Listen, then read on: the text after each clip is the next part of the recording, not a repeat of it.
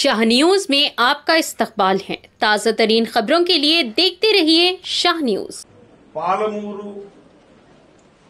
ముఖ్య నాయకులు మా ఎమ్మెల్యేలు ఏ నమ్మకంతో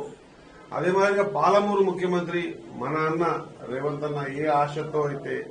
ఏ లక్ష్యంతో అయితే నన్ను ఈ స్థానాన్ని నిలబెట్టాడో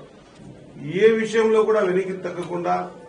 ఇది నాకు దొరికిన ఒక భాగ్యంగా భావించి ఈ 3-4 సంవత్సరాల్లో ఈ వెనుకబాటుతనానికి గురైనటువంటి పాలమూరు కోసం అందరం కూడా సమిష్టిగా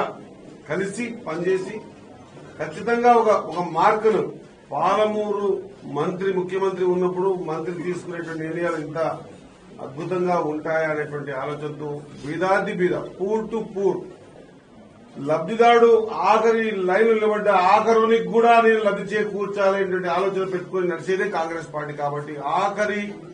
పంక్తిలో ఉన్నటువంటి ఆఖరి వ్యక్తి వరకు లబ్ది చేకూర్చే ప్రభుత్వ ఫలాలను తీసుకుపోయి వాళ్ళకి అందించే విధంగా మా మొత్తం ఉమ్మడి పాలమూరు మంత్రి నేను ఒక్కనే కాదు ఉమ్మడి పాలమూరు ఈ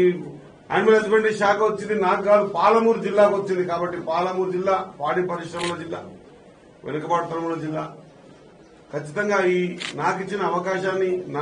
మొత్తం అందరితో క్లబ్ చేసుకుని పూర్తి స్థాయిలో ముందుకు తీసుకుపోయే ప్రయత్నం పరిపూర్ణంగా చేస్తానని తెలియజేసుకుంటూ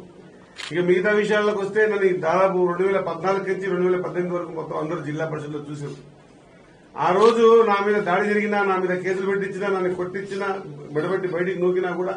ఎక్కడ కూడా ఏ విషయంలో కూడా బెండ్ కాకుండా